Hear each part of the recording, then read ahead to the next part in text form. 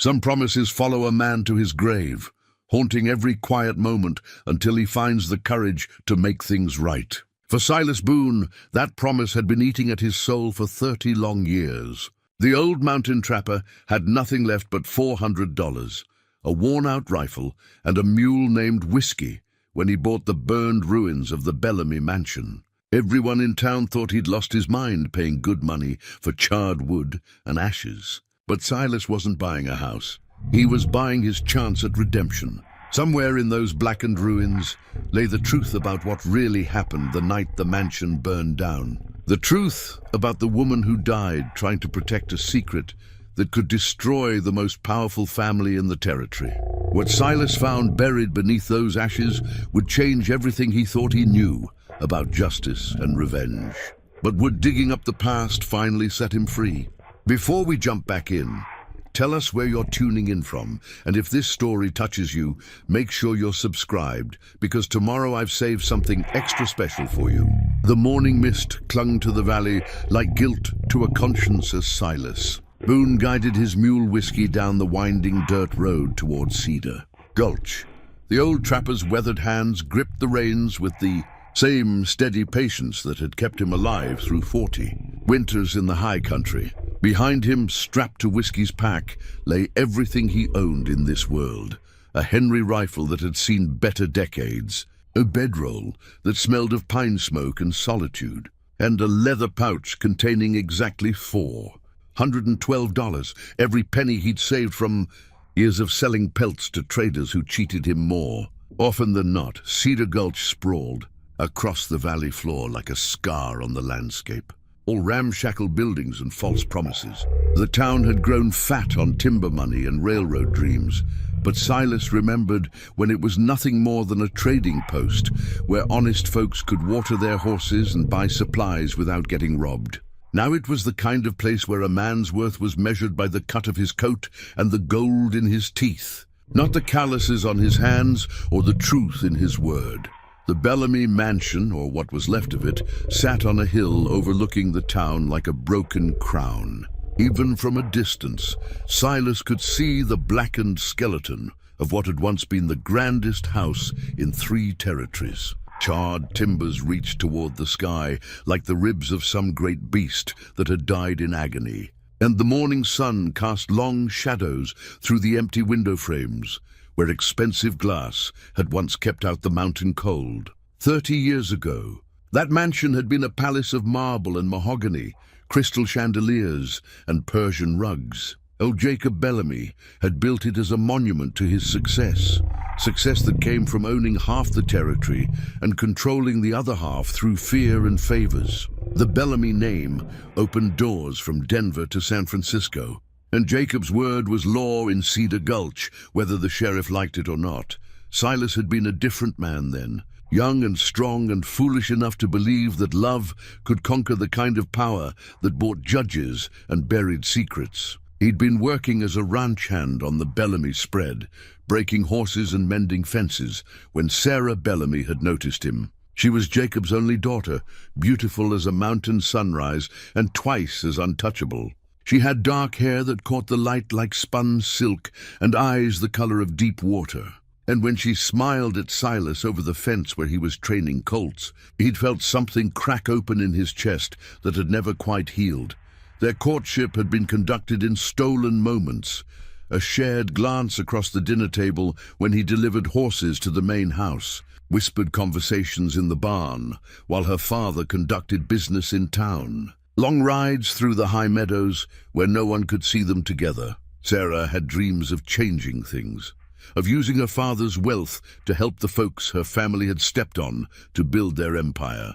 She talked about schools for the children of ranch hands, fair wages for the men who worked the mines, returning stolen land to the tribes her grandfather had cheated. Silas had believed in those dreams because he'd believed in her. He'd even believed they might have a future together, despite the impossibility of a mountain nobody marrying into the most powerful family in the territory. Love made fools of smarter men than him. The town stirred to life around him as Whiskey's hooves clattered on the wooden planks of Main Street. Shop owners swept their stoops and hung their signs.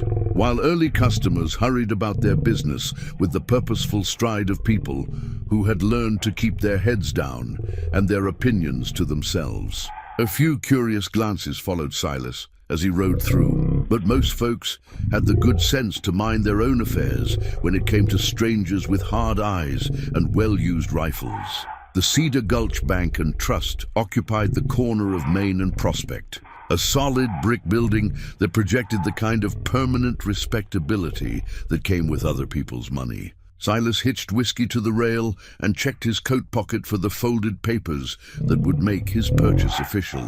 The burned deed had cost him $50 just to have properly drawn up by a lawyer in Pinewood, but it was worth every penny to have his claim to the Bellamy property backed by legal documentation. The bank's interior smelled of leather and ink and the particular kind of fear that came with owing money to powerful people. Behind a mahogany counter that cost more than most folks made in a year, a thin man with nervous eyes and soft hands counted money with the reverence of a priest handling communion wine. This was Harwick, the banker who'd inherited his position from his father and his cowardice from generations of men who'd learned to bow and scrape to keep their necks unbroken. "Mr. Boone," Harwick said, his voice carrying the forced politeness of a man who'd rather be anywhere else. "I have to say, I'm surprised to see you follow through with this transaction. The property is quite, well, there's not much left of it, I'm afraid." Silas placed the deed papers on the counter with the same care he'd used to set down a loaded rifle. $400 for the Bellamy property, as agreed. "Cash money?" The banker's hands trembled slightly as he examined the papers. "You understand that the property comes as is, with no guarantees about the condition of the structures or the land itself. The fire damage was extensive." "I understand plenty," Silas replied, his voice carrying the weight of mountain winters and hard choices. "The question is whether you understand that this is a legal sale, properly documented, and not subject to interference from parties who might prefer the property remain unoccupied." Harwick's Adam's apple bobbed like a cork in rough water. Of course. Though I should mention that Sheriff Morton was asking about your intentions for the property. Just routine questions, you understand. Sheriff Morton can ask me directly if he's curious." Silas counted out the bills with deliberate precision, each one representing weeks of cold mornings and dangerous work in country where a man could disappear without anyone caring enough to look for him. "This concludes our business, I believe." The deed transfer took less time than Silas had expected, though Harwick seemed reluctant to hand over the official papers that made him the legal owner of the most infamous property in Cedar Gulch. As he folded the documents and secured them in his coat pocket, Silas caught the banker stealing glances toward the street, as if expecting someone to burst through the door and put a stop to the proceedings. Outside, the morning had warmed enough to draw the scent of sage and pine down from the hills. Silas untied Whiskey and led him through the streets toward the mansion, drawing more attention with each step. Word traveled fast in small towns, especially when it involved someone buying property that most folks considered cursed. The trail up to the mansion wound through stands of aspen and pine, following the same path Sarah used to take when she rode up to watch the sunset from her bedroom window. Silas remembered following that path himself on nights when her father was away on business, climbing through the darkness to meet her in the garden behind the house where they'd planned a future that would never come to pass. The closer he got to the ruins, the more the memories pressed against him like physical weight. He could almost hear Sarah's laughter echoing through the trees, could almost see her standing in the doorway with her hair loose around her shoulders and her eyes bright with the kind of hope that only young people possessed. She'd believed they could change the world together, believed that love and justice were stronger than money and fear.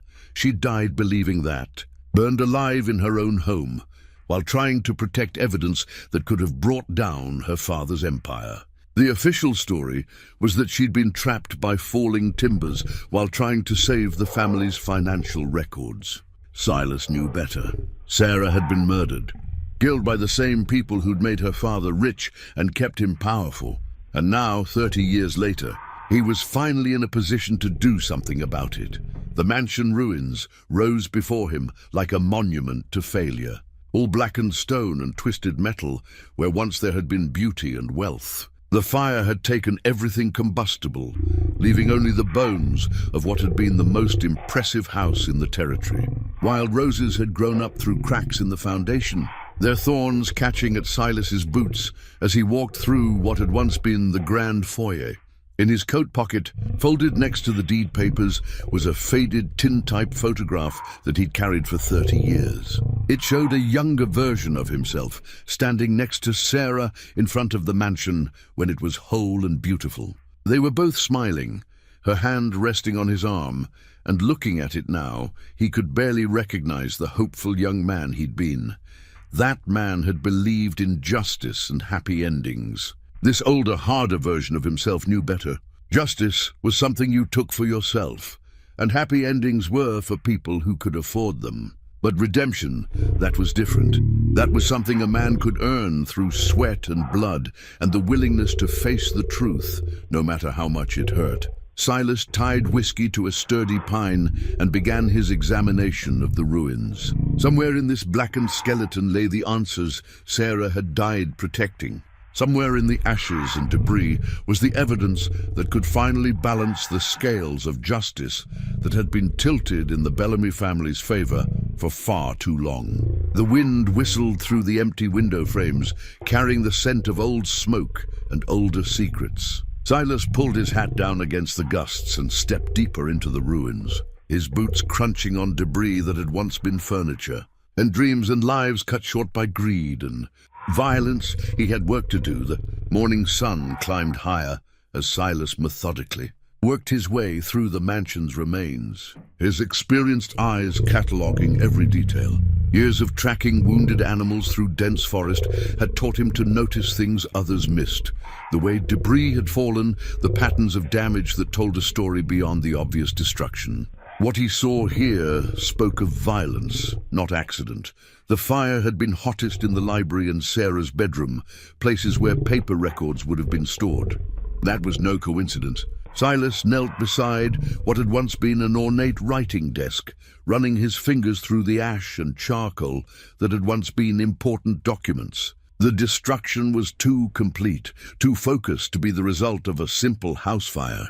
He spent 3 hours searching through the main floor without finding anything of significance. The professional thoroughness of the destruction told him that whoever had set this fire knew exactly what they were looking for and had taken time to ensure it was completely destroyed. But Sarah had been clever, cleverer than her killers had given her credit for.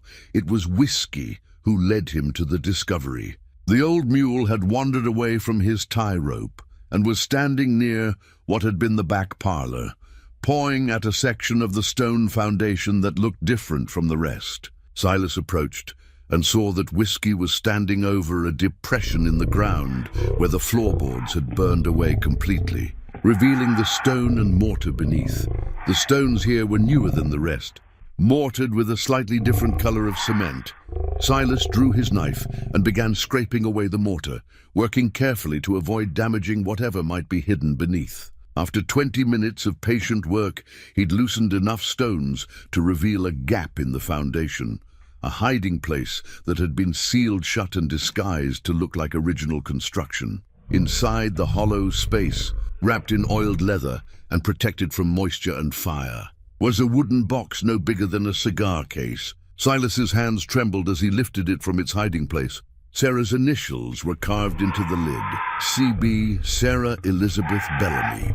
The box contained 3 items that would change everything Silas thought he knew about the night Sarah died. The first was a small brass key, tarnished with age, but still solid.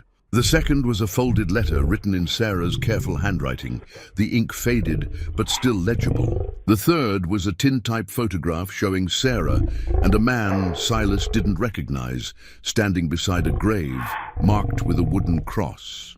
Silas's hands shook as he unfolded the letter. The paper was stained with something that looked suspiciously like blood.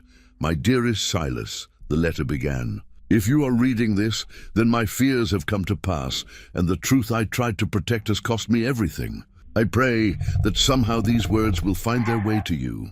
The only man I ever trusted with my heart, and the only one brave enough to see justice done. I have learned terrible things about my father's business dealings, crimes that go back to the founding of this territory. The wealth that built our family name was stolen from people who had no power to fight back.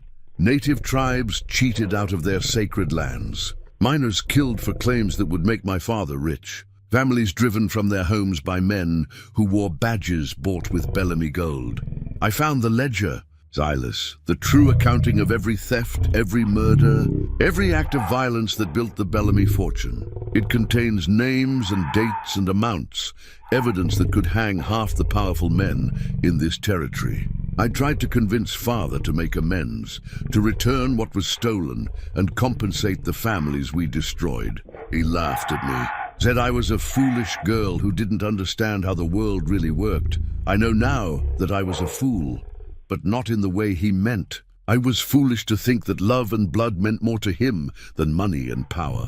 When I threatened to take the ledger to the territorial governor, he showed me exactly what kind of man I was dealing with. The fire you'll see when you read this, it was not an accident. They came for the ledger, and they came for me.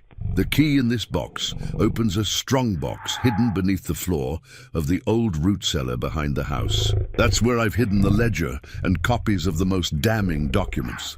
If something happens to me, I pray that someone with courage and honor will find this message and finish what I started. I know I have no right to ask anything of you after the way things ended between us. I know you have every reason to hate the Bellamy name and everything it represents. But if there is any part of you that remembers the girl who loved you truly, please don't let them win. Don't let my death be for nothing. The people father destroyed deserve justice. The families he cheated deserve to know the truth. And the men who profit from his crimes deserve to pay for what they've done. I'm leaving this world, but I'm leaving the fight to you. All my love and all my hope, Sarah. Silas read the letter 3 times before the words fully sank in. Sarah hadn't died trying to save financial records. She died trying to save evidence of her family's crimes. She'd been murdered not by accident or misfortune, but by the same corrupt system that had made her father wealthy and powerful.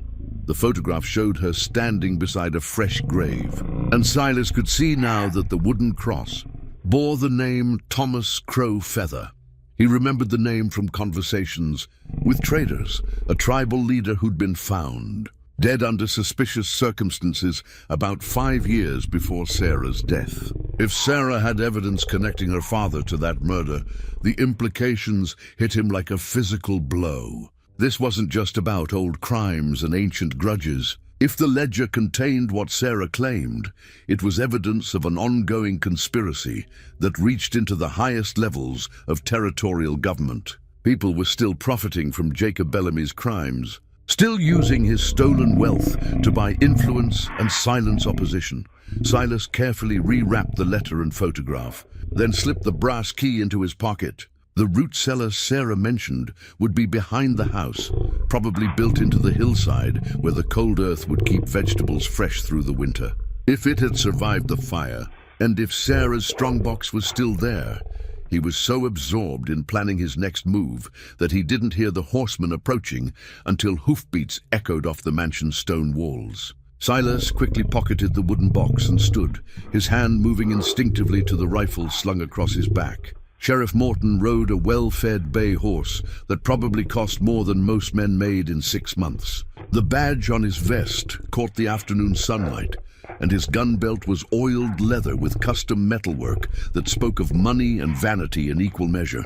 This was a man who'd bought his authority rather than earning it, and the cruel intelligence in his eyes suggested he knew exactly how to use that authority to his advantage. "Mr. Boone," Morton said, his voice carrying the false friendliness of a snake oil salesman, "heard you bought yourself some prime real estate. Can say I understand the attraction myself.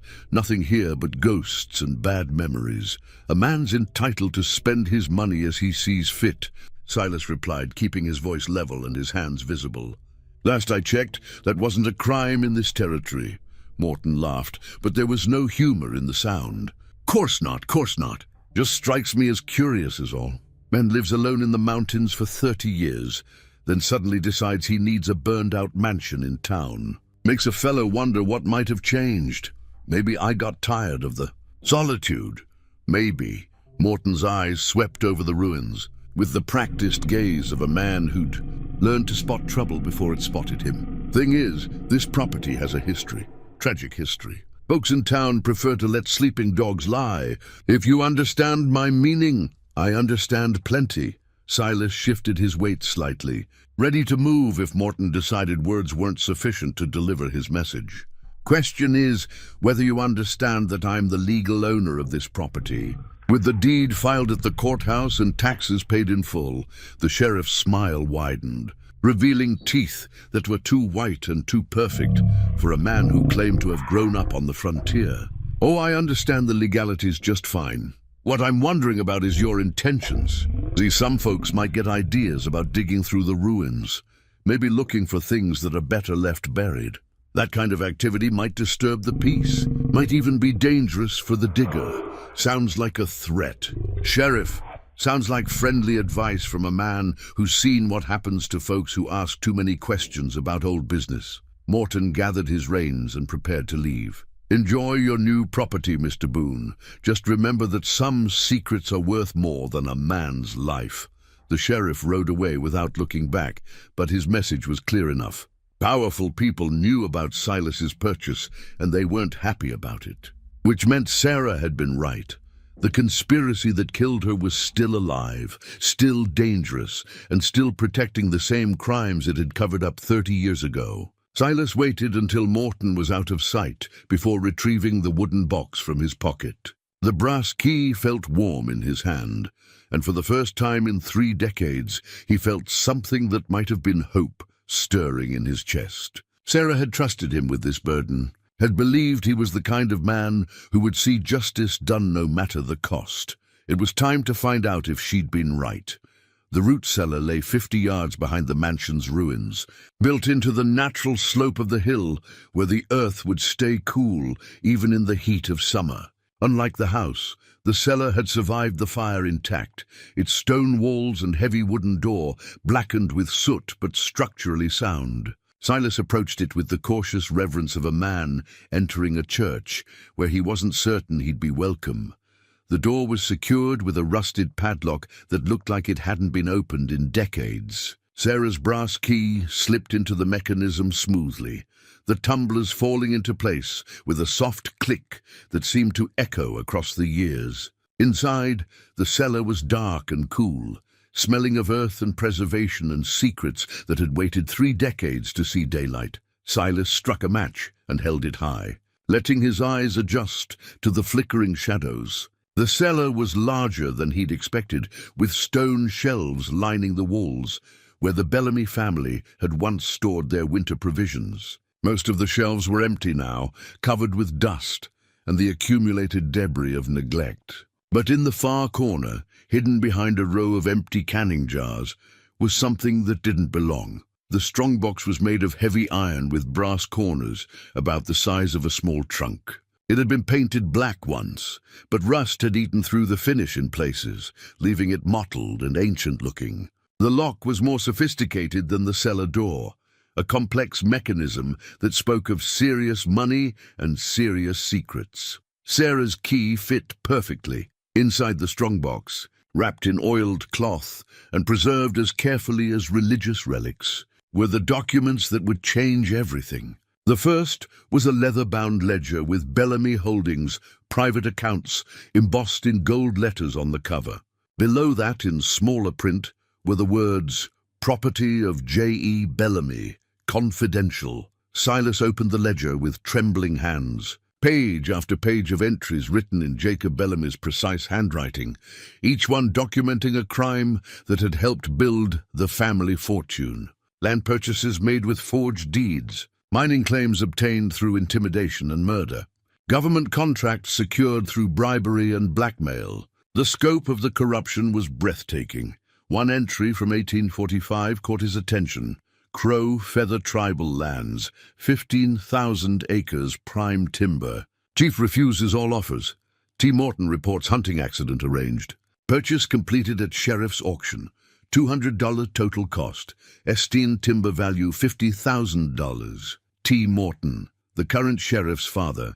Bought and paid for by Bellamy Gold, just like his son. The entry was followed by detailed notes about dividing the stolen land among Bellamy associates, creating a network of co-conspirators who would have strong motivation to keep the crimes secret.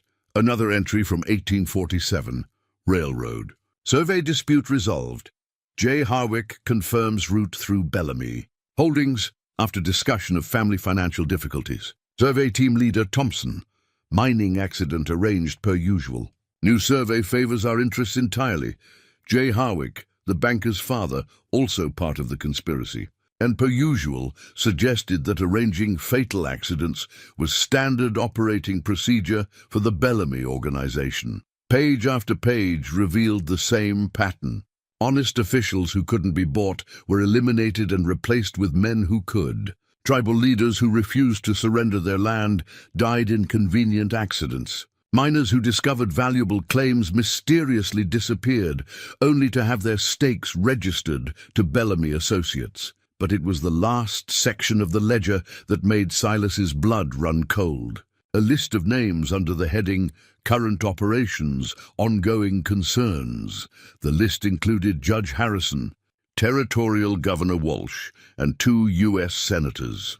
These weren't historical crimes, they were current bribes. Ongoing corruption that was still active when Sarah found the ledger. Below the names was a note in different handwriting, clearly Sarah's. Father plans to expand operations into the new mining territories. Governor Walsh has promised territorial appointments in exchange for $25,000 annual payment. Current officials to be retired if they resist new arrangements. She'd been trying to stop a new wave of violence and corruption when she was killed. The fire hadn't just destroyed evidence of past crimes. It had been meant to clear the way for future ones. The strong box contained more than just the ledger. There were original deeds to stolen lands, correspondence between Jacob Bellamy and corrupt officials, and a detailed map showing the true boundaries of tribal territories before they were illegally seized. Most damning of all was a series of photographs showing prominent officials accepting money from Bellamy.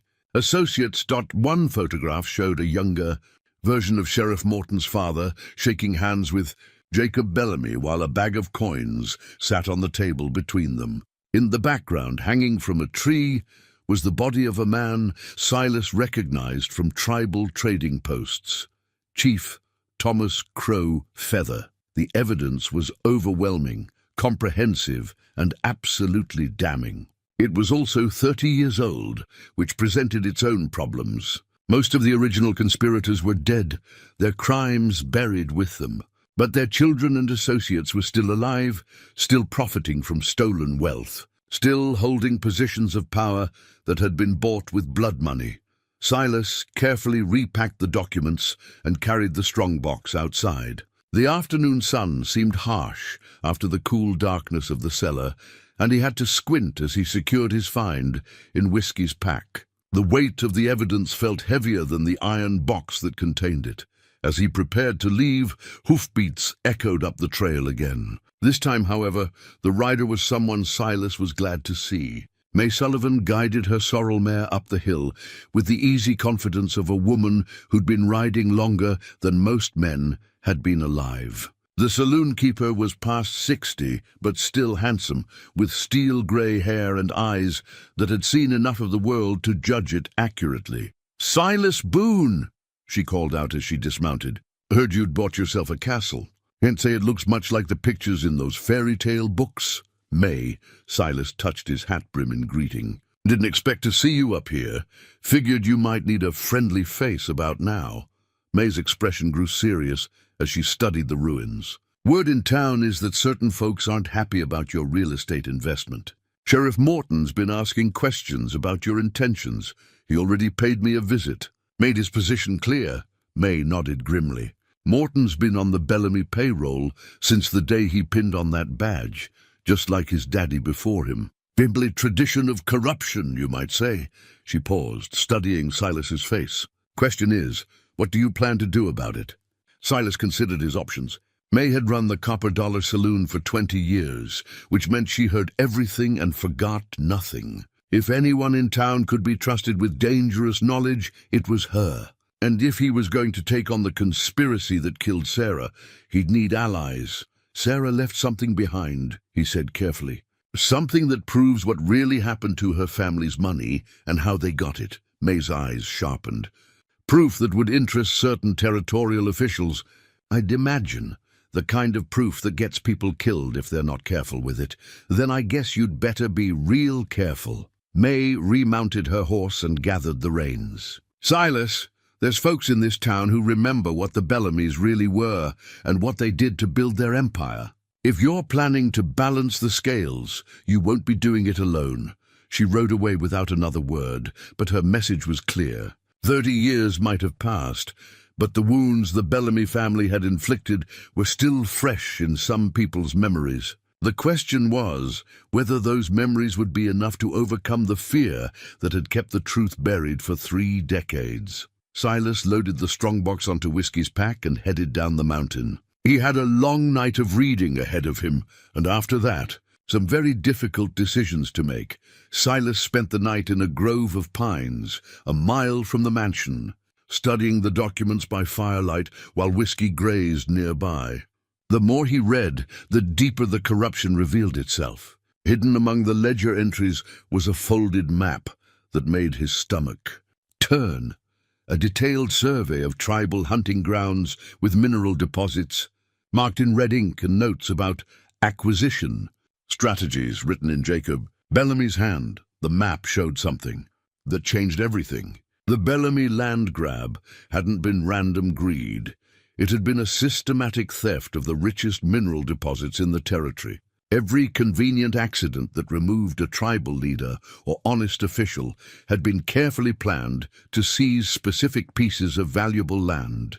The scope of the operation was staggering, but it was the notation in the map's corner that made Silas's blood run cold. Survey completed by R. Morton and J. Harwick, 1844. Government Assayer reports confirmed accurate. Proceed with Phase 2 per previous arrangements. Phase 2. The current sheriff and banker weren't just profiting from their father's crimes, they were actively continuing them.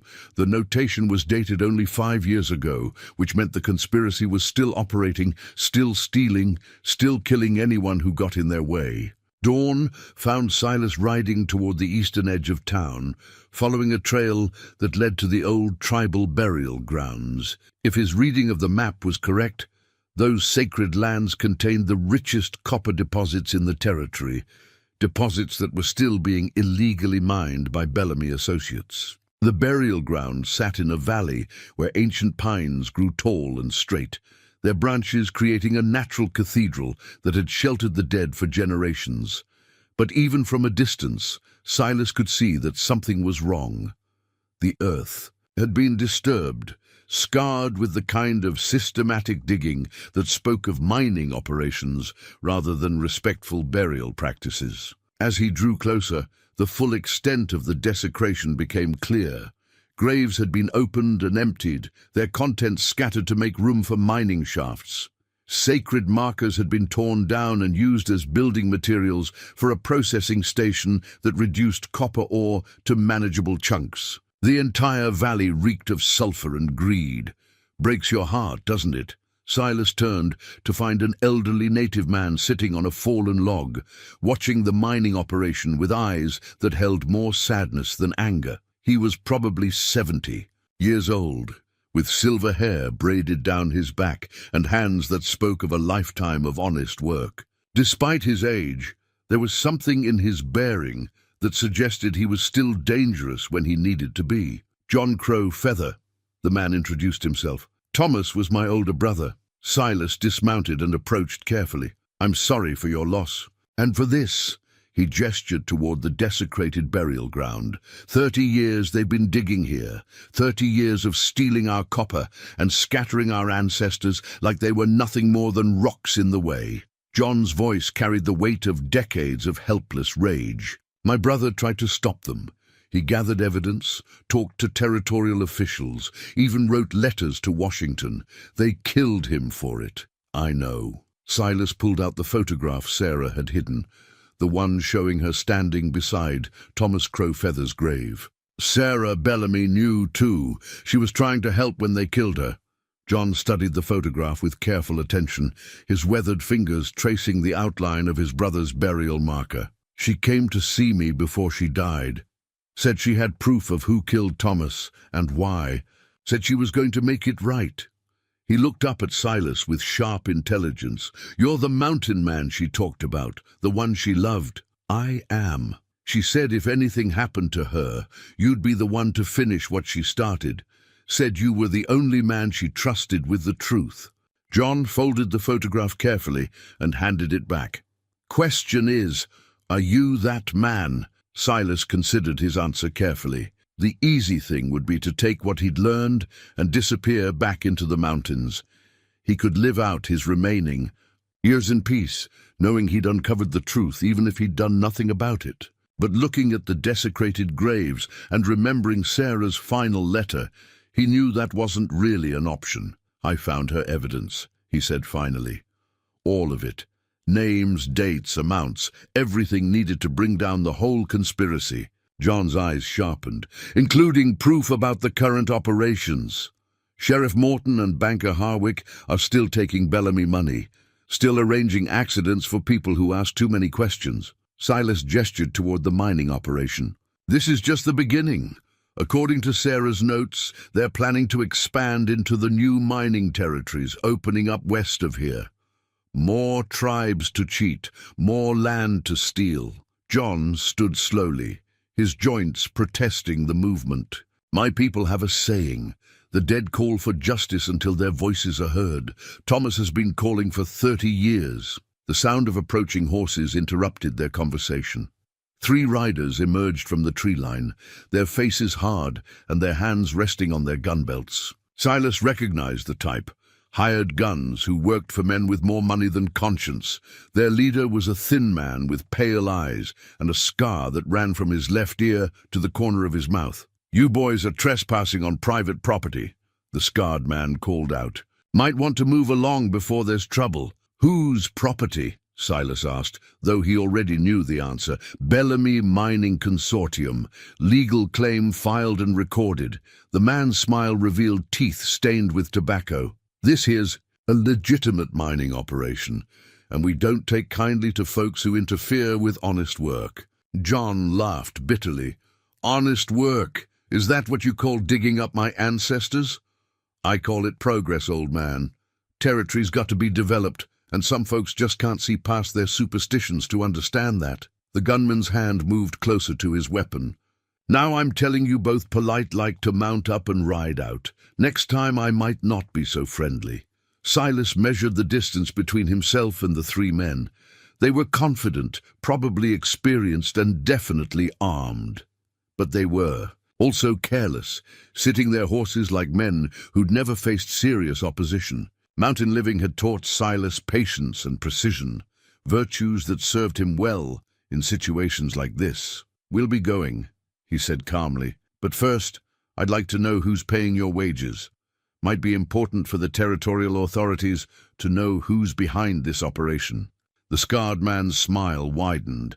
Territorial authorities already know, friend. They're the ones who approved the mining permits. He spat into the dirt. Now get moving before my patience runs out. Silas helped John onto Whiskey's back and led the mule away from the burial ground. But as they rode toward town, he was already planning his next move. The evidence Sarah had left him was comprehensive, but it was also old. If he was going to bring down the current conspiracy, he'd need proof of ongoing crimes. And he'd need help from people brave enough to stand up to men who'd been killing with impunity for 30 years. The Copper Dollar Saloon occupied a corner building on Cedar Gulch's main street, its weathered facade hiding rooms where more honest business was conducted than in the bank or courthouse combined.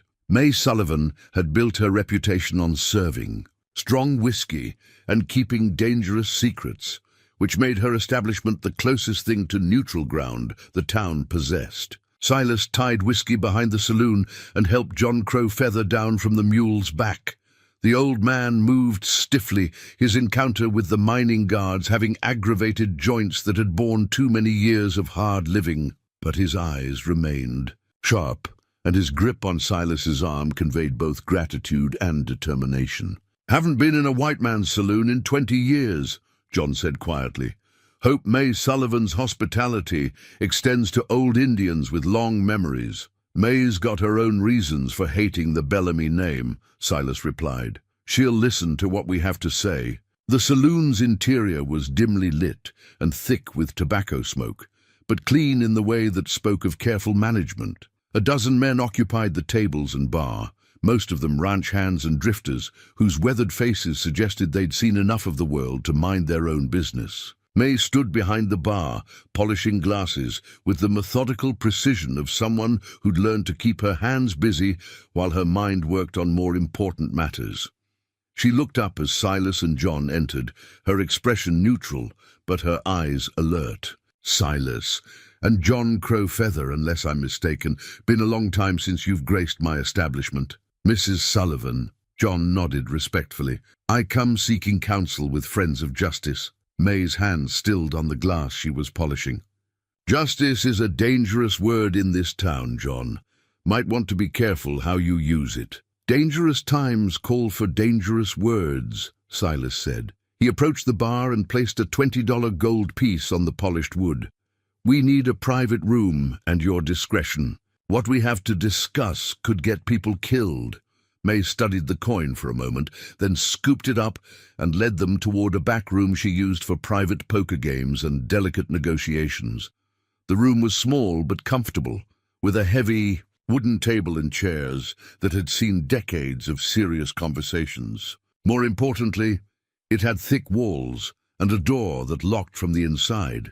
Once they were settled, Silas spread the railroad survey maps on the table. The red marks indicating mineral deposits seemed to glow in the lamplight, and John's face grew darker as he studied the systematic theft of his people's sacred lands. "This map shows copper deposits worth millions," Silas explained.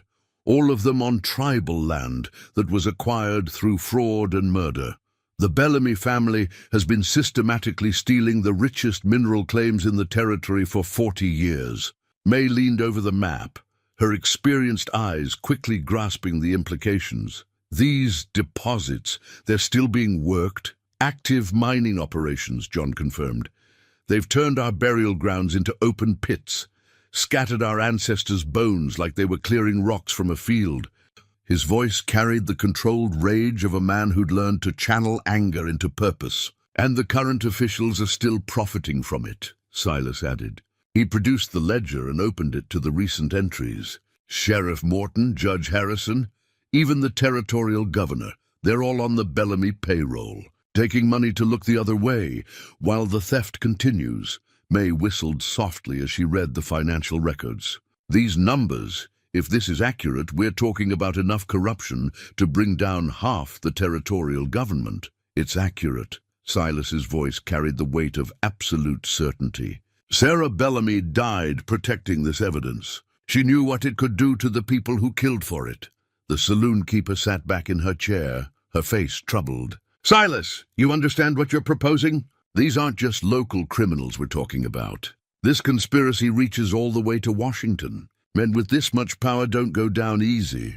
"I understand the risks." Silas folded the map carefully and returned it to his coat. "But I also understand that Sarah trusted me to see this through. And John's brother died trying to stop these same crimes. How many more people have to die before someone stands up to them?" A soft knock at the door interrupted their conversation. May rose and opened it to reveal a young woman with dark hair and intelligent eyes that reminded Silas painfully of Sarah. This was Emma Harwick, The banker's daughter, and judging by her nervous expression, she had something important to say. "Mrs. Sullivan, I'm sorry to interrupt, but I heard—" Emma stopped as she noticed Silas and John. "Oh, I didn't realize you had company." "Emma, honey, this might not be the best time," May said gently. "No. Wait." Emma stepped into the room and closed the door behind her. "If this is about my father and the bank, then I need to be here. I know what he's been doing." Silas studied the young woman carefully. She was probably 25, old enough to understand the weight of what she was saying, but young enough to still believe in justice. Her hands shook slightly as she spoke, but her voice was steady. "What do you know about your father's business, Miss Harwick?" he asked. "I know he's been taking money from people he shouldn't. I know he's been helping Sheriff Morton cover up crimes that go back decades." Emma's eyes filled with tears, but her voice remained firm. "And I know my grandfather was part of whatever conspiracy killed Sarah Bellamy." The room fell silent as the implications of her words sank in. If the banker's own daughter was willing to testify against her family, it could provide the contemporary witness testimony needed to make the historical evidence relevant in current legal proceedings. "Emma," May said carefully, "you understand what you're saying. If you're wrong, I'm not wrong." Emma pulled a small leather journal from her coat and placed it on the table. "This belonged to my grandfather. I found it in the bank's safe after my father gave me access to the old records. It's all here. Payments to Sheriff Morton's father, bribes to territorial officials, even instructions for arranging accidents for people who ask too many questions." Silas opened the journal and began reading. The handwriting was different from Jacob Bellamy's, but the content was sickeningly familiar. Page after page of financial transactions that documented the same conspiracy from a different perspective. The perspective of the man who'd handled the money that paid for murder. "There's more," Emma continued. "My father has been meeting with men from the territorial capital.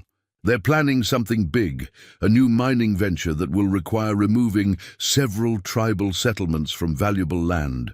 They call it the final solution to the Indian problem." John's hands clenched into fists. "When?" "Soon, within the month, according to what I overheard." Emma looked directly at Silas. "They know someone has been asking questions about the old crimes. They're planning to eliminate any potential witnesses before they expand their operations." Silas felt the weight of responsibility settling on his shoulders like a lead blanket. This wasn't just about seeking justice for Sarah anymore. It was about preventing a new wave of violence and theft. The conspiracy that had killed the woman he loved was preparing to kill again, and he was the only one in a position to stop them. "We need more than evidence," he said finally. "We need proof of current crimes. Something that will force the territorial authorities to act even if they're compromised." May nodded slowly. "What did you have in mind?" The plan Silas proposed was dangerous, but it was also the only way to gather the proof they needed. Emma would continue working at the bank, documenting any new financial transactions related to the mining conspiracy. John would return to his people and warn them about the planned removal, while also gathering testimony from tribal elders who remembered the original land thefts. May would use her position as neutral ground to coordinate communications between the group, and Silas would do what he did best, disappear into the wilderness and watch the enemy from a place where they couldn't see him coming. 2 days later, he was lying on his belly in a stand of pines overlooking the copper mining operation, studying the guards' routines through a borrowed spyglass. The mining camp had grown since his last visit, with new equipment and more armed men patrolling the perimeter. Whatever the conspiracy was planning, they were investing serious money in security. Through the spyglass, he watched Sheriff Morton ride into camp for what appeared to be a scheduled meeting. The sheriff dismounted near a large tent that served as the operations headquarters and was immediately greeted by the scarred gunman who'd threatened Silas and John. The 2 men spoke briefly before entering the tent, where Silas could see the silhouettes of several other figures waiting inside. An hour later, Morton emerged from the tent, carrying a leather satchel that bulged with what looked like documents. The sheriff mounted his horse and rode toward town, but instead of taking the direct route, he followed a roundabout path that would bring him near Silas's observation post. Silas had two choices: retreat deeper into the forest and lose the opportunity to discover what Morton was carrying, or take the considerable risk of intercepting a lawman who was already suspicious of his activities. The memory of Sarah's letter made the decision for him.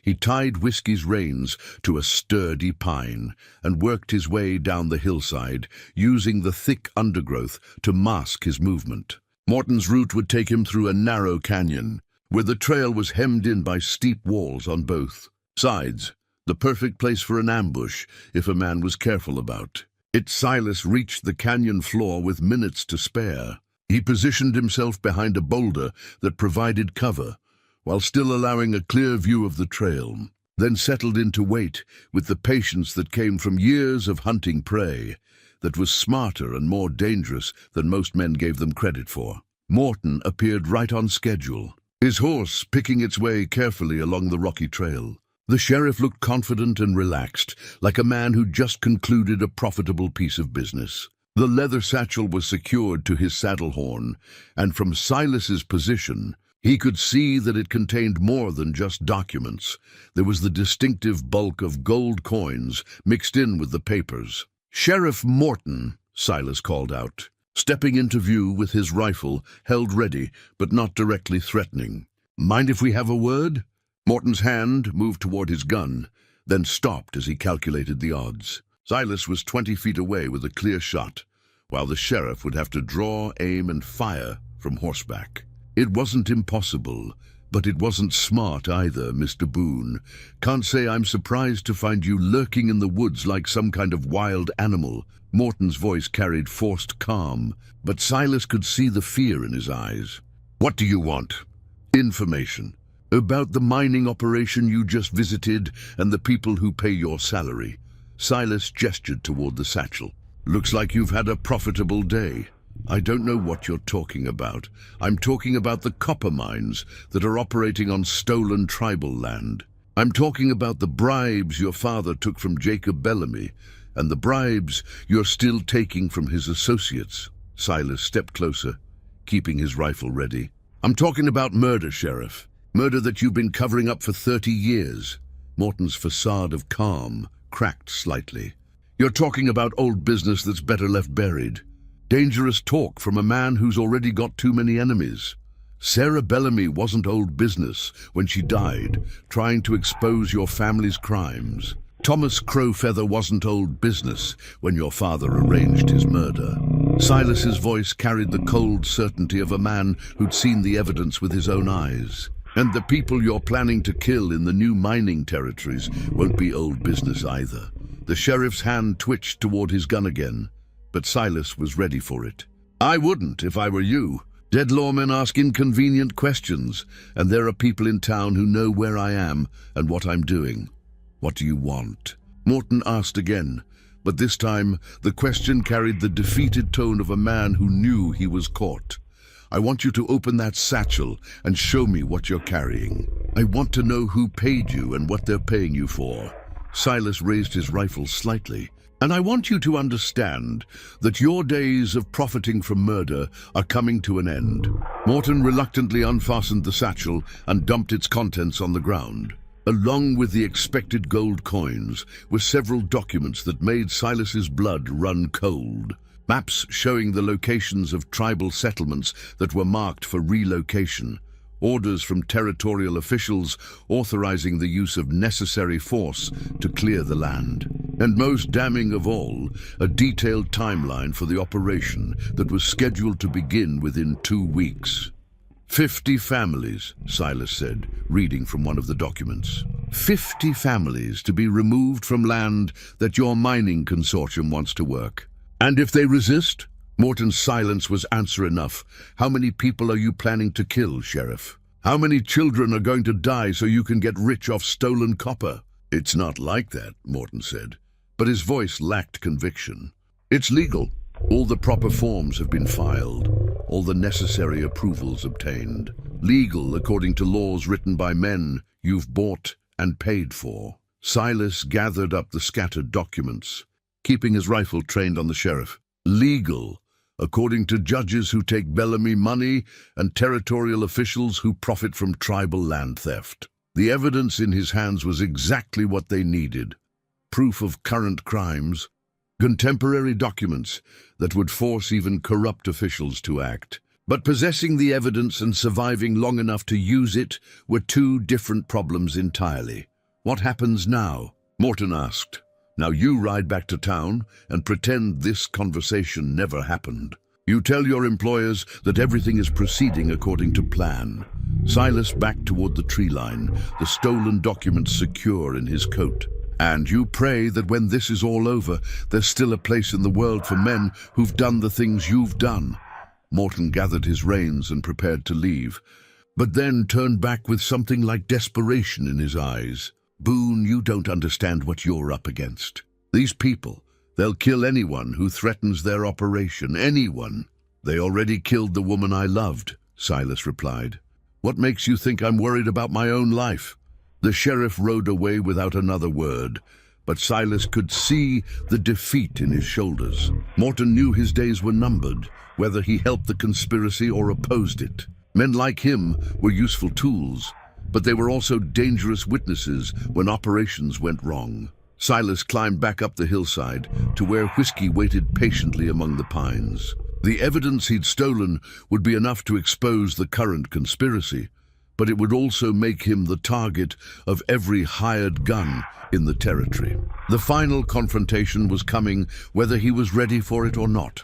Silas made it back to May's saloon just as the sun was setting behind the mountains, casting long shadows across Cedar Gulch's main street. The stolen documents felt like they were burning a hole through his coat, but he forced himself to move casually, like a man returning from a routine ride rather than someone who'd just intercepted evidence that could topple the territorial government. The saloon was busier than usual for a weeknight, filled with the kind of rough men who asked few questions and answered fewer. May caught his eye as he entered and nodded toward the back room where their previous meeting had taken place. Emma and John were already waiting, their faces tense with the strain of maintaining dangerous secrets. "Did you find what we needed?" Emma asked as soon as Silas closed the door behind him. Silas spread the intercepted documents across the table, watching their faces change as they absorbed the implications. The timeline for the tribal removal was aggressive. 2 weeks to clear 50 families from land that contained some of the richest copper deposits in the territory. The orders from territorial officials were explicit about the use of force, and the financial arrangements showed massive payments flowing to everyone, from local sheriffs to federal judges. "Dear God," Emma whispered, staring at a document that bore her father's signature authorizing payment to hired killers. "I knew he was involved, but this is genocide disguised as legal development." John studied the maps with the careful attention of a man who recognized every landmark and understood what they meant to his people.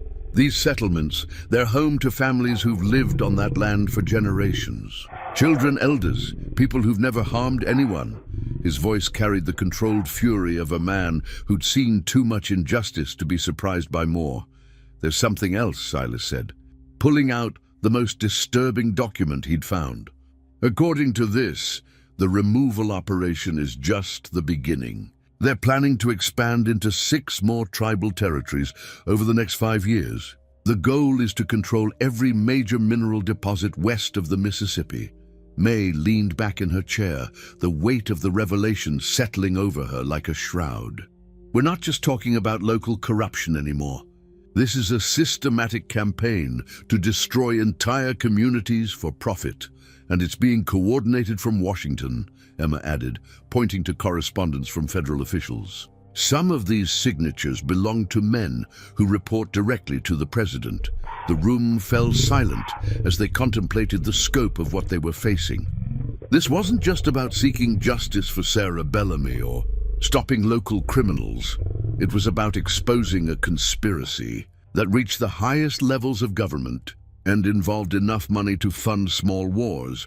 "We need to get this evidence to someone who can act on it," Silas said finally. Someone outside the territorial system who isn't compromised by Bellamy money. The nearest federal marshal is in Denver, May replied. 3 days hard riding, assuming the weather holds. I'll go, John offered. My people have contacts with officials in Washington who might listen to the sound of breaking glass from the saloon's main room cut him off. May was on her feet instantly, moving toward the door with the quick reflexes of someone who dealt with trouble before. She cracked the door open and peered out, then quickly closed it again. We've got problems, she said quietly. Sheriff Morton just walked in with 6 men I don't recognize. Professional gunmen by the look of them. Silas moved to the room's single window and carefully peered through the curtains. Morton was indeed in the main saloon, along with men who carried themselves like hired killers. They were spreading out through the room, checking faces and asking questions in voices too low to hear clearly. They're looking for someone, he observed. Question is whether they know we're here or if they're just covering all their bases. His question was answered when Morton approached the bar and spoke directly to May's assistant, a young man named Billy, who helped serve drinks during busy evenings. Billy glanced nervously toward the back room, then nodded and pointed in their direction. Billy just sold us out, Silas said grimly. We've got maybe 30 seconds before they come through that door. The back room had only one exit, the door they'd entered through, but it also had a window that opened onto the alley behind the saloon. The window was small and high, but it was their only chance. Emma first, Silas ordered, helping the young woman climb through the opening. John followed, moving with surprising agility for a man his age. May hesitated at the window. This is my place, she said firmly. I'm not running from hired thugs in my own saloon. May, they'll kill you just for talking to us, Silas replied. Sarah trusted me to see this through, and I can't do that if the people helping me are dead. The sound of heavy footsteps in the hallway convinced May to reconsider. She climbed through the window just as the backroom door exploded inward, revealing Morton and 2 gunmen with their weapons drawn. Silas was already halfway through the window when the first shot rang out, the bullet splintering the window frame inches from his head. He dropped into the alley and immediately helped the others move toward the shadows where their horses waited.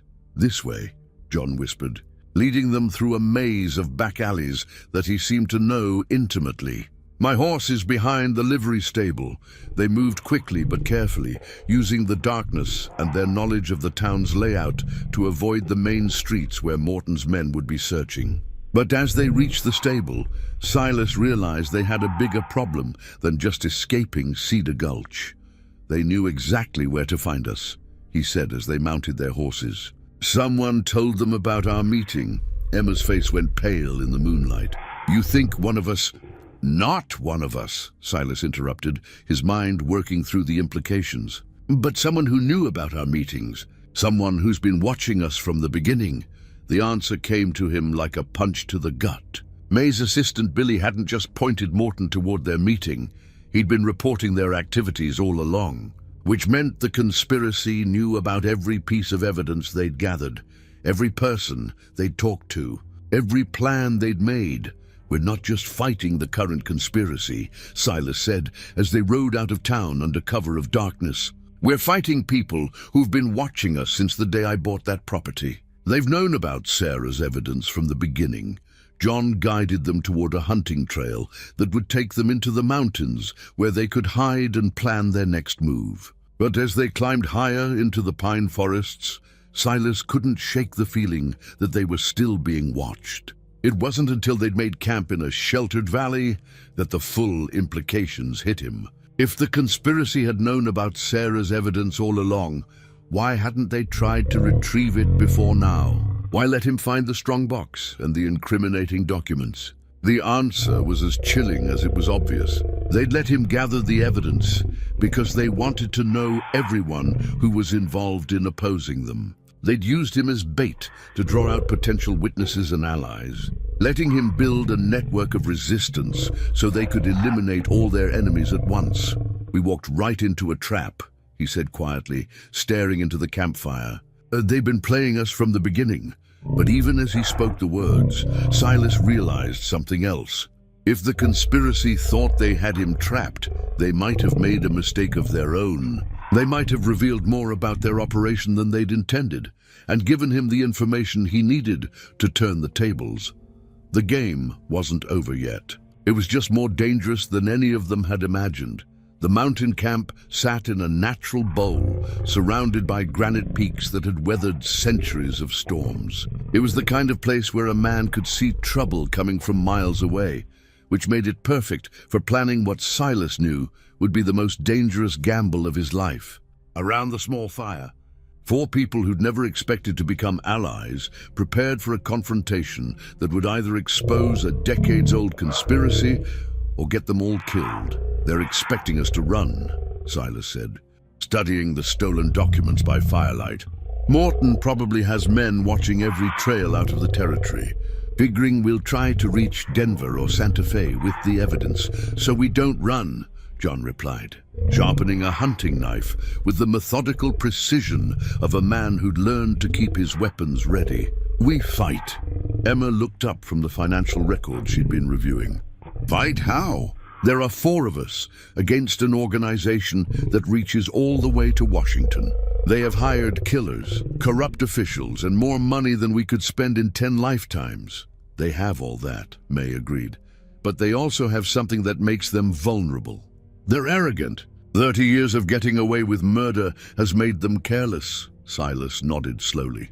May was right.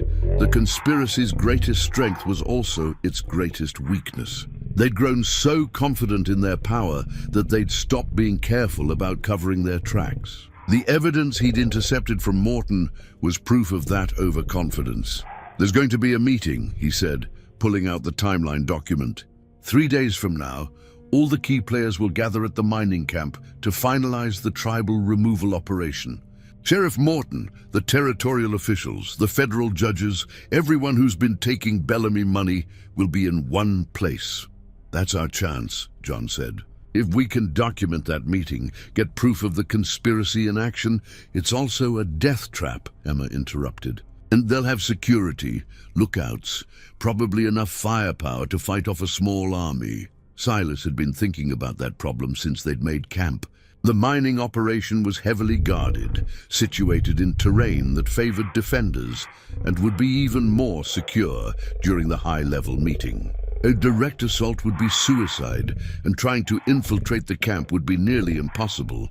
But there was another way. A way that would require everything he'd learned about tracking, hunting, and surviving in country that killed careless men without mercy. "We're not going to attack the meeting," he said finally. "We're going to let them come to us." May raised an eyebrow. "How do you figure that's going to work?" "Because they think we're desperate and on the run.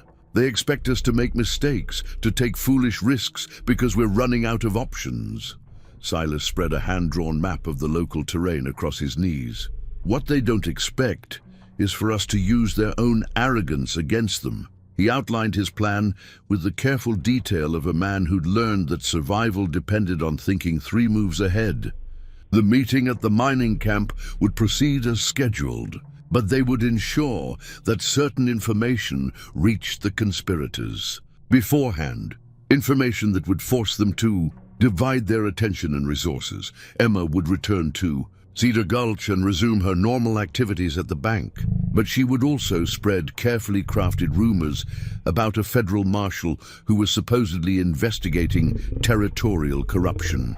The rumors would be specific enough to seem credible, but vague enough to create paranoia about how much the authorities actually knew.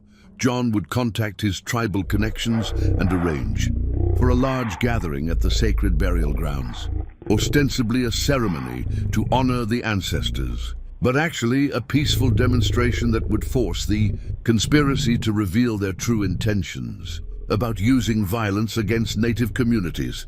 May would use her network of contacts to spread word that Silas had been spotted heading toward Denver with a pack full of incriminating documents. The false trail would draw pursuit away from the mountains while making the conspirators believe their enemies were scattered and vulnerable, and Silas himself would disappear into the high country with the real evidence. positioning himself where he could observe and document the conspiracy's response to the manufactured crisis. If his plan worked, the conspirators would be forced to reveal the full scope of their operation while believing they were eliminating the last threats to their power. "It's risky," May admitted after Silas finished explaining the details. "A lot of things could go wrong. Everything we've done has been risky," Silas replied. "The difference is that this time we're choosing the ground and setting the terms." Emma looked troubled. "What if they don't take the bait? What if they're smarter than we think and see through the deception? Then we'll have learned something important about how they operate, and we'll adjust accordingly." Silas folded the map and secured it in his coat. "But I don't think they're that smart. Smart men don't leave evidence lying around where it can be stolen. Smart men don't trust their security to people like Sheriff Morton." John stood and stretched, his joints popping in the mountain cold. "When do we start?" "Now. Every hour we wait gives them more time to consolidate their position and hunt us down." Silas kicked dirt over the fire, plunging the camp into darkness. "Emma, you'll head back to town before dawn. Tell anyone who asks that you've been visiting your sick aunt in Pinewood. May can back up that story if necessary." "What about the evidence?" Emma asked. "If something happens to you, all of this dies with you." Silas had been thinking about that problem as well. The documents were too valuable to risk losing, but they were also too dangerous to leave in any one place. The solution was to divide the evidence and hide it in multiple locations, ensuring that even if the conspiracy eliminated some of their enemies, the truth would survive. "I'm going to make copies of the most important documents and hide them in 3 different places," he said. "One set will go with John to his tribal contacts. Another will be hidden somewhere the conspiracy would never think to look. The third will stay with me. Where are you planning to hide your set?" May asked. Silas smiled grimly. "The last place they'd expect, right under their noses." The next few hours were spent in careful preparation. Emma wrote detailed instructions for accessing the bank's financial records, including the location of her grandfather's hidden journal and the combination to the safe where the most sensitive documents were stored. John prepared messages for his tribal contacts using traditional symbols that would be meaningless to white authorities, but would convey urgent warnings to his people. May memorized the stories she would need to tell to support their deception, and helped Silas prepare a detailed written account of everything they'd discovered. If the worst happened and none of them survived the coming confrontation, at least there would be a record of the truth. As dawn approached, they prepared to separate and begin the most dangerous phase of their campaign. Each of them understood that they might not see the others again, that the plan they devised could easily result in all their deaths. But they also understood that doing nothing would guarantee the deaths of countless innocent people. "Sarah would be proud of what you're doing," Emma said as she prepared to ride back to Cedar Gulch. "She died believing that someone would eventually finish what she started." "She died believing in justice," Silas replied. "Let's make sure her faith wasn't misplaced." John mounted his horse and prepared to ride toward the tribal settlements that would soon be under attack. "If we succeed, the children will grow up free. If we fail, they'll grow up as slaves or not at all." May was the last to leave, her horse loaded with supplies for the dangerous days ahead. "Silas, I've seen a lot of men try to fight corruption in this territory. Most of them ended up dead or broken. What makes you think we'll be different?" Silas considered the question as he watched the first light of dawn creep across the mountain peaks. "Because we're not fighting for money or power or personal gain. We're fighting for the dead who can't speak for themselves and the living who haven't found their voices yet. And because," he added, thinking of Sarah's final letter, "some promises are worth dying for." As his companions rode away in different directions, Silas began his own preparations for what would either be the culmination of 30 years of guilt and regret, or the final chapter in a story that had begun with love and loss in the ruins of a burned mansion. The morning mist rose from the valleys below, and somewhere in that mist, The enemies of justice were preparing for what they believed would be their final victory. They were about to learn that some mountains were harder to move than others, and that some men were harder to kill than they appeared. The morning of the third day dawned clear and cold, with frost covering the pine needles and a wind that carried the scent of snow from the high peaks. Silas lay on his belly behind a boulder formation that gave him a perfect view of the mining camp below, watching through his spyglass as the conspiracy's leadership gathered for what they believed would be their moment of triumph. The camp had been transformed overnight. Where before there had been rough tents and temporary structures, now there were comfortable pavilions and a command tent large enough to hold 12 men in comfort. Guards patrolled the perimeter with military precision, and Silas counted at least 20 hired gunmen positioned at strategic points around the operation. The first officials had arrived at dawn, territorial. Judges and federal appointees whose presence confirmed the scope of the conspiracy. Sheriff Morton was already there, of course, along with several men Silas didn't recognize, but whose expensive clothes and confident bearing marked them as powerful figures from outside the territory. Through his spyglass, Silas watched a familiar figure emerge from the command tent. The man was older now, his hair white and his frame slightly stooped, but Silas would have recognized Jacob Bellamy anywhere. The patriarch of the conspiracy was still alive, still pulling the strings that had been orchestrating murder and theft for 40 years. Seeing Bellamy alive and free sent a surge of rage through Silas that he had to consciously control. This was the man who'd ordered Sarah's death, who'd built an empire on stolen land and innocent blood. The man who'd bought judges and politicians like other men bought cattle, treating human lives as obstacles to be removed rather than precious things to be protected. But rage wouldn't serve him now. He needed patience, precision, and the kind of cold calculation that had kept him alive through decades of dangerous living. The evidence he carried would mean nothing if he didn't survive long enough to use it effectively. The sound of approaching horses drew his attention to the camp's entrance. A group of riders was arriving, not more officials or hired guns, but men in the rough clothes of working miners. Silas adjusted his spyglass and felt his blood run cold as he recognized the leader. Billy, May's assistant from the saloon, was leading a group of men who looked like they'd been recruited from the worst saloons and gambling dens in 3 territories. These weren't professional killers like the guards. Already in camp, these were the kind of desperate men who'd do anything for enough money to drink themselves to death. Silas realized with growing horror what he was seeing. The conspiracy wasn't just planning to remove tribal families from valuable land, they were planning a massacre. The hired thugs Billy had brought weren't there to provide security or intimidate resistance. They were there to ensure that no witnesses survived to contradict the official story of what happened. As he watched, Jacob Bellamy emerged from the command tent and walked toward the new arrivals. Even from a distance, Silas could see the old man's satisfaction as he surveyed the assembled killers. This was a man who'd spent decades perfecting the art of violence disguised as legal process, and he was preparing to orchestrate his masterpiece.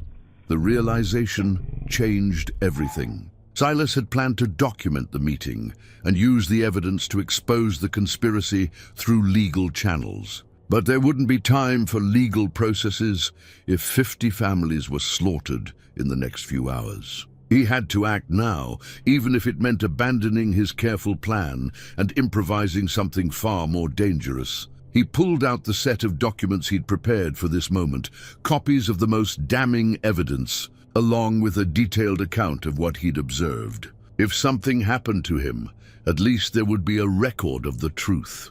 He wrapped the papers in oiled cloth and hid them in a crevice between 2 boulders, marking the location so it could be found later. Then he began working his way down the mountainside toward the camp, using every skill he'd learned from 40 years of hunting and tracking. The terrain favored him, loose rocks and dense vegetation that provided cover while muffling sound. But he would have to get close enough to disrupt the operation without being detected by the guards who were specifically watching for exactly this kind of infiltration. As he moved, Silas thought about Sarah and the letter she'd written before her death. She'd trusted him to finish what she started, to see justice done no matter the cost. She'd believed he was the kind of man who would stand up to evil even when the odds were impossible. It was time to find out if she'd been right. Halfway down the mountainside, he heard the sound that made his blood freeze, drums echoing across the valley from the direction of the tribal burial grounds. John had kept his part of the plan, gathering his people for what they thought was a peaceful demonstration. But the conspiracy clearly intended it to be something else entirely. Jacob Bellamy had planned his final solution well. By the end of the day, there would be no tribal witnesses left alive to contradict whatever story the officials told about legal land development and unfortunate violence by savage resistors, unless one aging mountain man with a rifle and 30 years of guilt could somehow stop them. Silas reached the edge of the mining camp just as the hired killers began mounting their horses for the ride to the burial grounds. From his position behind a stack of mining equipment, he could see Jacob Bellamy addressing the assembled men with the confident authority of a general sending troops into battle. "Remember," Bellamy was saying, his voice carrying clearly in the mountain air, "this is a legal operation sanctioned by territorial and federal authorities. These people are illegally occupying valuable mineral deposits, and they've been given ample opportunity to relocate peacefully." Sheriff Morton stepped forward, his badge glinting in the morning sunlight. "Any resistance will be met with appropriate force. We're dealing with savages who don't understand civilized negotiation." The assembled killers laughed at Morton's words, but Silas could see the nervous energy in their movements. These weren't experienced soldiers. They were desperate men who'd been promised easy money for what they'd been told would be simple intimidation. They had no idea they were about to participate in mass murder. Silas counted the odds. 23 armed men against approximately 50 tribal families that included children and elders. Even if some of John's people were warriors, they wouldn't be expecting a coordinated attack disguised as legal enforcement. The massacre would be swift and one-sided unless someone disrupted the operation before it could begin. Silas had 3 shots in his rifle and 6 in his revolver. Not nearly enough to stop 23 killers, but maybe enough to create enough chaos and confusion to delay the attack until help could arrive. The problem was that help would have to come from territorial authorities who were either corrupt or compromised, and even honest officials would be reluctant to interfere with what appeared to be a legal operation. He needed something more than gunfire. He needed to expose the conspiracy in a way that would force even corrupt officials to distance themselves from it. As the killers prepared to ride out, Silas noticed something that gave him an idea. The command tent was still occupied. He could see shadows moving inside as the officials discussed their strategy for explaining the coming violence. If he could capture or kill the leadership while their hired guns were away, the entire operation would collapse. But first, he had to warn John's people. Silas worked his way around the perimeter of the camp until he reached the equipment shed where the mining operation stored its blasting powder. The building was unguarded. All the security was focused on protecting the officials and watching for external threats. Breaking into the shed was simple for a man who'd spent decades surviving by his wits. Inside, he found exactly what he needed. Enough dynamite to level the command tent, along with fuses and the tools needed to set a controlled explosion. But more importantly, he found something that would serve as a warning signal visible for miles. Emergency. Flares that the mining operation used to signal for help in case of accident. Silas selected 3 flares and carried them to high ground overlooking the burial valley. John would recognize the signal. They'd agreed that 3 flares meant immediate danger and the need to evacuate. It would cost Silas the element of surprise, but it might save 50 lives. He struck the first flare, just as the riders emerged from the mining camp, heading toward the tribal gathering. The brilliant red light arced across the sky like a falling star, followed quickly by the second and third flares. In the distance, he could see the tribal gathering, and more importantly, he could see movement as people began responding to his warning. The flares had the effect he'd hoped for, but not just on John's people. The riders saw them too, and their leader, Billy, the treacherous saloon assistant, pulled up his horse and began issuing new orders. Some of the riders spurred their horses toward the burial grounds, trying to reach the tribal gathering before it could disperse. Others turned back toward the mining camp, realizing that their operation had been compromised. Silas used the confusion to sprint back toward the command tent, carrying his improvised explosives and hoping he could reach the leadership before they realized what was happening. The guards around the tent were looking toward the flares and the scattering riders, giving him precious seconds to get close. He was 20 yards from the tent when Jacob Bellamy emerged. His face twisted with rage as he realized his carefully planned operation was falling apart. The old man's eyes locked onto Silas, and for a moment 30 years collapsed into nothing. They were the same two men who'd faced each other the night Sarah died. The powerful patriarch protecting his criminal empire, and the young ranch hand who'd loved his daughter. "You," Bellamy said, his voice carrying a mixture of recognition and hatred. "I should have killed you 30 years ago." "You tried," Silas replied, raising his rifle. "But some promises are harder to break than you thought." The sound of gunfire erupted from the direction of the burial grounds, followed by the sharper crack of military rifles. The massacre had begun, despite his warning. John's people were fighting for their lives, while the conspiracy's leadership remained safe in their mountain stronghold. Silas had one chance to end this, one opportunity to balance the scales that had been tilted toward injustice for 4 decades. It was time to keep the promise he'd made to a dying woman in a burning house. The standoff lasted only seconds, but in that brief moment, Silas saw everything that had led to this confrontation reflected in Jacob Bellamy's eyes. 30 years of unopposed power, of buying and killing his way to wealth, of believing that money could purchase immunity from justice. The old man reached for the pistol at his belt with the confidence of someone who'd never faced real consequences for his actions. Silas shot him before. The gun cleared leather. The crack of the rifle echoed across the mining camp like thunder, and Jacob Bellamy crumpled to the ground with a look of surprise that would follow him into whatever judgment awaited men who'd built empires on innocent blood. The patriarch of the conspiracy was dead, but his killing was only the beginning of what needed to happen. The remaining officials burst from the command tent in panic, some reaching for weapons, while others simply ran for their horses. Silas recognized Judge Harrison and 2 territorial appointees whose signatures appeared on the documents authorizing the tribal massacre. These were men who'd sold their honor for Bellamy gold, and they were about to discover that some transactions couldn't be reversed. Sheriff Morton appeared around the side of the tent, his gun already drawn and his face twisted with the desperate fury of a cornered animal. "You've destroyed everything," he screamed, firing wildly at Silas's position. 40 years of progress, gone because of one bitter old fool who couldn't let the past stay buried. Silas rolled behind a mining cart as Morton's bullets sparked off metal and stone.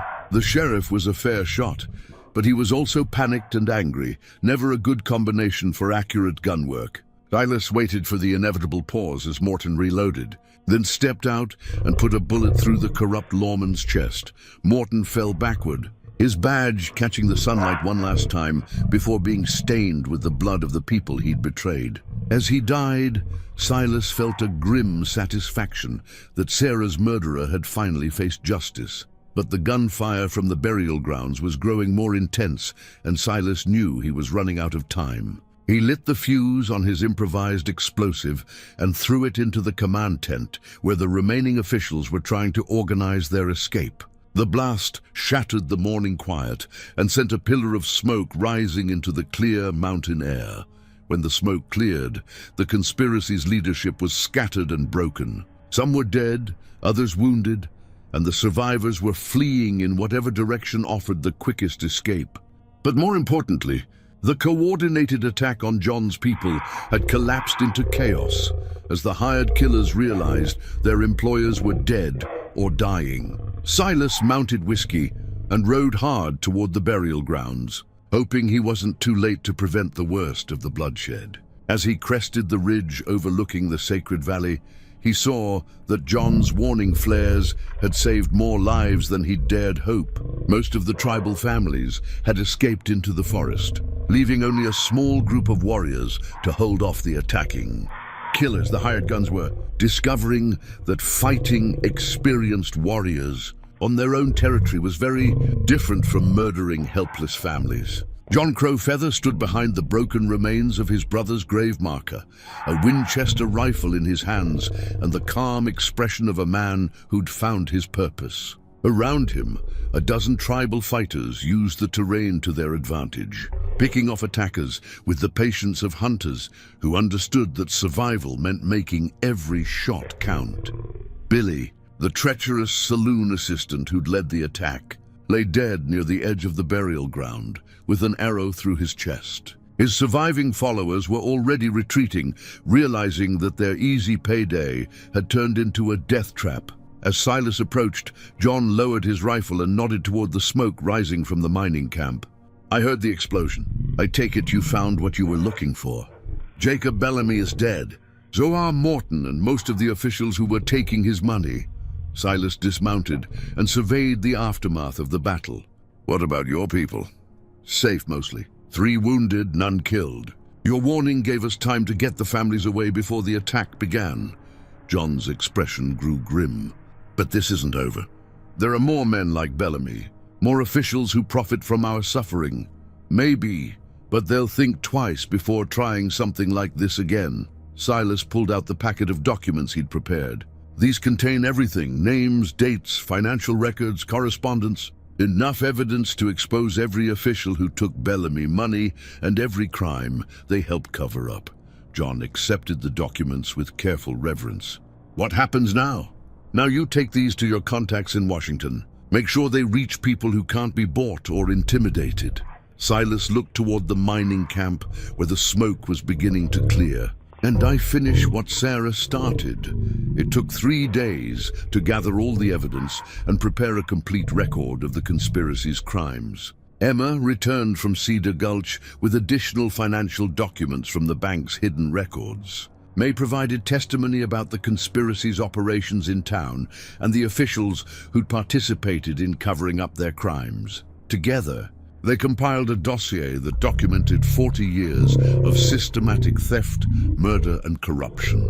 The evidence was overwhelming, comprehensive, and impossible to dismiss or cover up. When it reached honest officials in Washington, it would trigger investigations that would reach the highest levels of territorial government. 2 weeks later, Silas stood in the ruins of the Bellamy mansion, watching federal marshals load the last of the evidence into wagons bound for the territorial capital. Judge Harrison was already in custody, along with 3 other officials whose names appeared in Jacob Bellamy's ledger. The investigation was expanding daily as each arrest led to new revelations about the scope of the conspiracy. May approached as the marshals prepared to leave. "Sarah would be proud," she said quietly. "You kept your promise." Silas nodded, but his expression remained thoughtful. "I kept one promise, but there's another one I haven't fulfilled yet." He pulled out the faded tintype photograph that had started his quest, the image of himself and Sarah standing before the mansion when it was whole and beautiful. For 30 years, he'd carried the guilt of her death and the weight of his failure to protect her. But now, standing in the ruins of the empire she died trying to expose, he finally understood what she would have wanted from him. She didn't just want justice for the past, he said. She wanted to prevent future crimes, and that work isn't finished. As the wagons disappeared down the mountain trail, Silas began planning his next move. There were other territories, other conspiracies, other innocent people who needed someone to stand up for them.